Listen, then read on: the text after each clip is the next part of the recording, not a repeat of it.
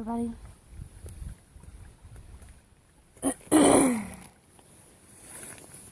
I'm out at the river again.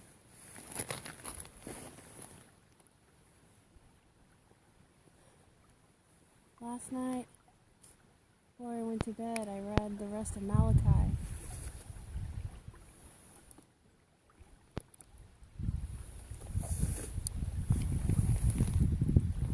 And let me tell you what, now that I've read the whole Bible, because I read the New Testament first and I read the Old Testament last.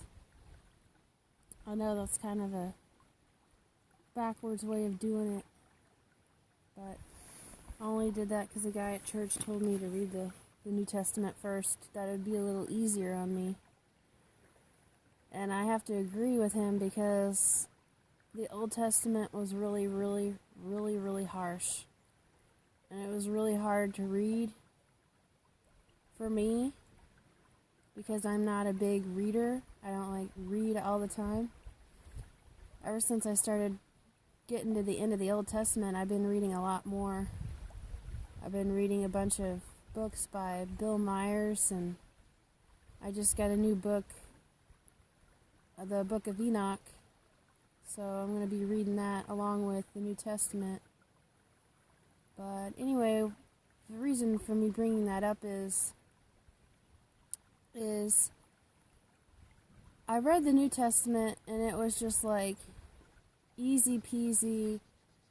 You know, I understood all of it. I didn't have any problems with it. I read it all the way through and it was no big deal.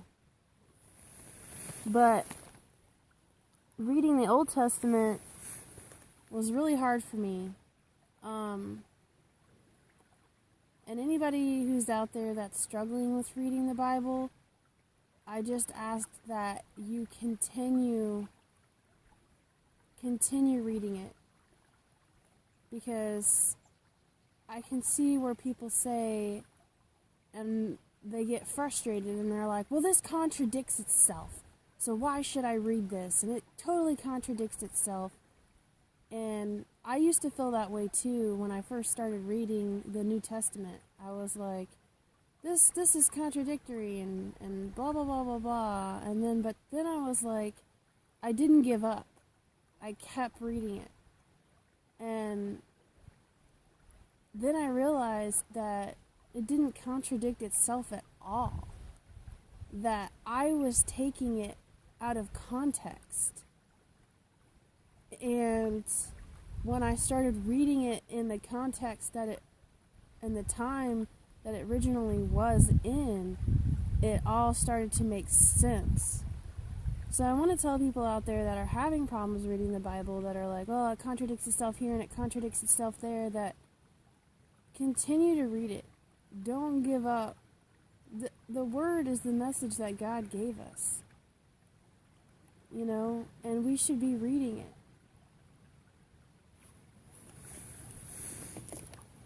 Don't give up reading it just because you don't understand one little thing in it. Trust me, if you keep reading it, He's gonna help you understand it. And that's what He did for me. So I know He can do that for you. And it is hard sometimes, and it is hard to understand the Bible sometimes. And a lot of people want to get on here and be oh so righteous, like they've never misunderstood the Bible or never had any hard times understanding the Bible. Every single person that's ever read the Bible has went through this very same thing. So don't feel alone in it like nobody else has went through this. I'm willing to admit that. I'm willing to admit that I had problems reading it and understanding it at times. But I also kept going. And God revealed to me that none of those things that I thought were contradictions were contradictions. So I just ask that you keep reading it, keep moving forward, and He will reveal to you in its context what it means.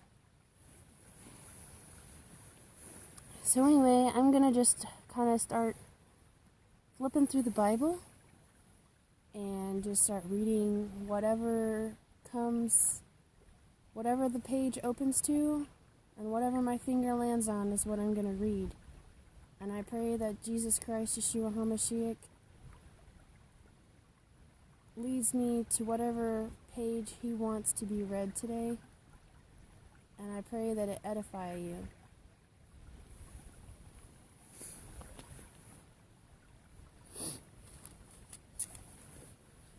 Nehemiah chapter 10, verse 28.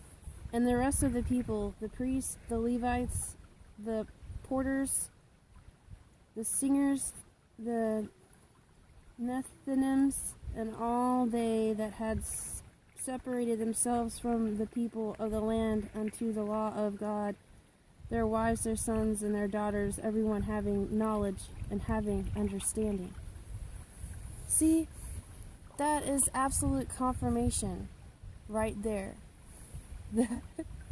What are you doing? You just can't help but bother me. Stop. Stop. Stop. Scout. Stop. But that's confirmation right there. That everyone having knowledge and having understanding, he's gonna give you that understanding. You might not understand it right then and there and that day. But in time, he's going to give you that understanding. If you keep your faith and you keep reading and you keep going, he's going to do that for you. I know he did that for me.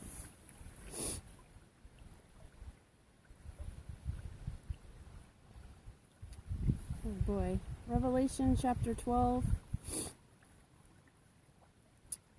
verse 16. And the earth helped the woman, and the earth opened her mouth, and swallowed up the flood, which the dragon cast out of his mouth.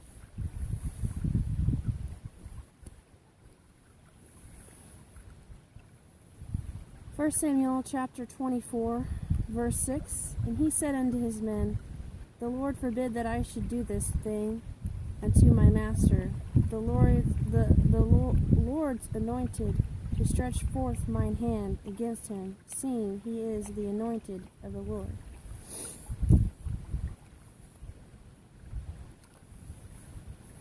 Isaiah chapter 63, verse 1.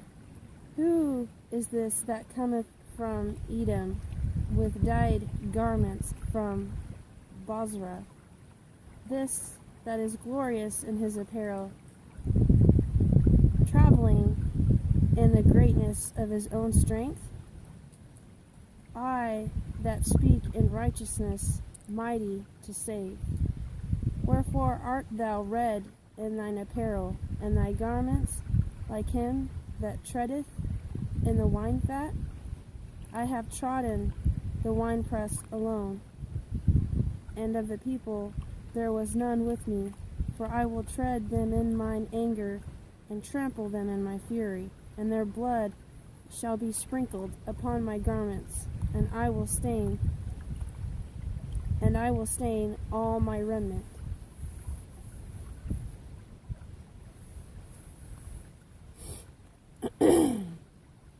Judges chapter 12, verse 7. And Jephthah judged Israel 6 years. Then died Jephthah the Gileadite, and was buried in one of the cities of Gilead. And after him Isban of Bethlehem judged Israel. My personal opinion, I think Israel is going to be judged harshly here soon if they don't change their ways. You know, and that's just my personal opinion. And I also feel like I was praying to the Lord last night before I went to bed, and I was praying for a lot of people here on YouTube really, really strongly. And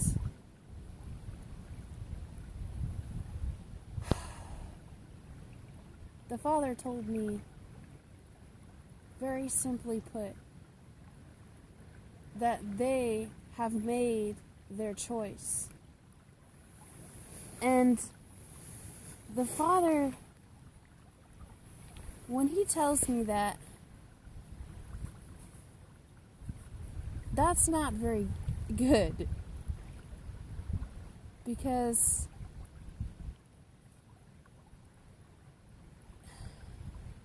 that's basically Him telling me that I can say whatever I want to say. I can hoot and holler and scream. I can be loving as much as I want. I can hoot and holler and scream all the much I want. But people are going to make their choice. And that there's nothing I can do to change that. I can beg. I can plead with people. I can come humbly, or I can come hooting and hollering. And they're going to make their choice. I can beg and plead with them, and it's not going to make a difference. And God, after I read the last part of the Old Testament, was like just telling me they've made their choice. And that there's nothing I can do. And when God tells me that, that's not good. That means that they have chosen to continue in their wickedness. And that my job is done with these people. I will continue to pray for you, but my job is done. And I was really hoping that He wouldn't say that. I was really hoping that there was something else that maybe I didn't say. Something else that maybe would change your mind and make you not stay in your wickedness. But He told me differently. He told me that they have made their choice and that my job is done. And that all I can do is pray for you. And that's what I'll continue to do. I'll continue to pray for you. And I will continue my channel in beautiful places. And I will continue reading the Word.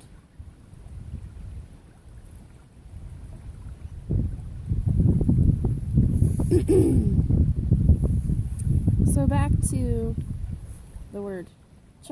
Luke chapter 4 verse 21. And He began to say unto them, This day is this scripture fulfilled in your ears.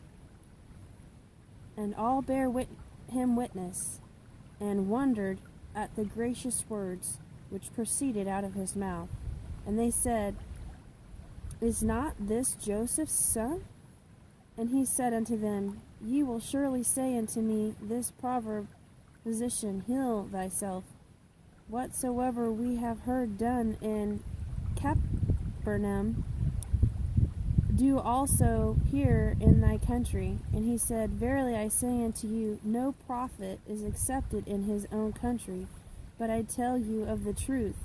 Many widows were in Israel in the days of Elias, when the heaven was shut up 3 years and 6 months, when great famine was throughout all the land. But unto none of them was Elias sent, save unto Sarepta, a city of Sidon, unto a woman that was a widow. And many lepers were in Israel in the time of Elias the prophet, and none of them was cleansed, saving Naaman the Syrian.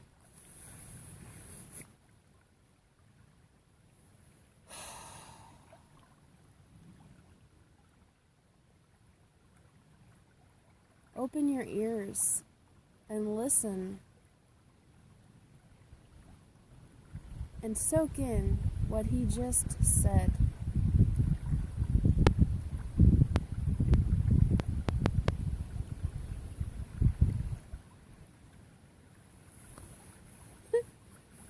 Go, girl. You're so cute, girl. So cute, girl. 2 Chronicles chapter 12, verse 13. So King Rehoboam strengthened himself in Jerusalem and reigned. For Rehoboam was 41 years old when he began to reign, and his reigned 17 years in Jerusalem, the city which the Lord had chosen out of all the tribes of Israel to put his name there, and his mother's name was Mena, and Ammonites.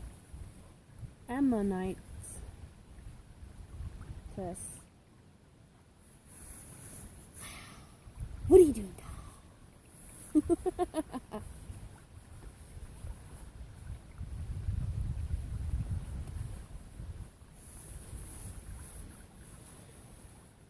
Joshua chapter 11, verse 23. So Joshua took the whole land according to all that the Lord said unto Moses, and Joshua gave it for an inheritance unto Israel according to their divisions by their tribes, and the land rested from war.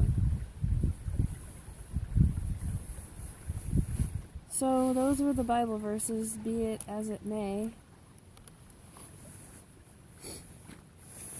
And after that, I'm going to play some flute. And then I'm going to call it good. I haven't played my flute in a while, so bear with me.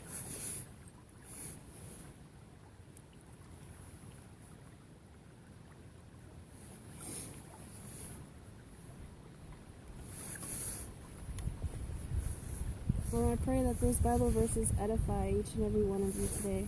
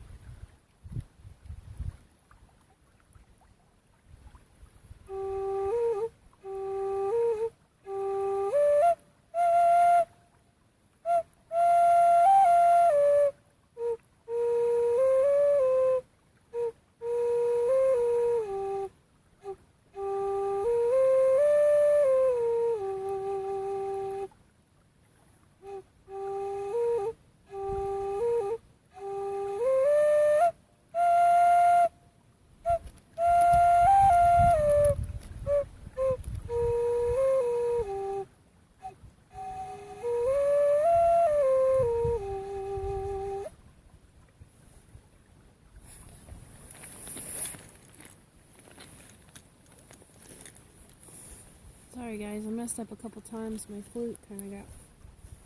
When my flute gets cold, it kind of gets out of tune. And my bird, I gotta put new leather straps on my flute. So my bird on the top of my flute is just not staying where it should be, staying properly.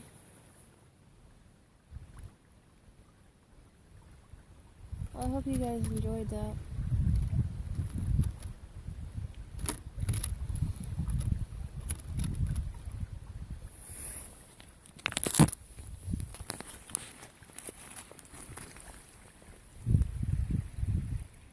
What are you doing?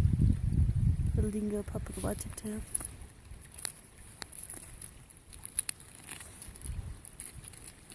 Can you say hi? You can say hi. You can say hi. Say hi. Say hello, everybody. No. Come on. Hey. Say hi. What? You gonna say hi? Yeah? Good girl. So, you want to say hi to everybody? You do want to say hi to everybody? You do want to say hi? Yeah?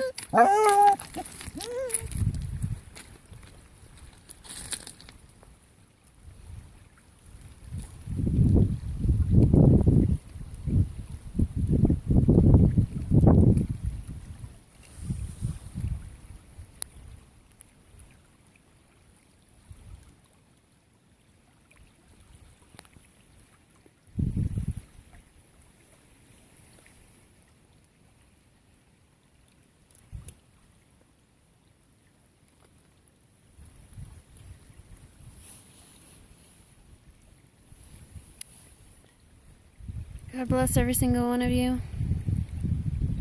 And may Jesus Christ, Yeshua HaMashiach, be with us all.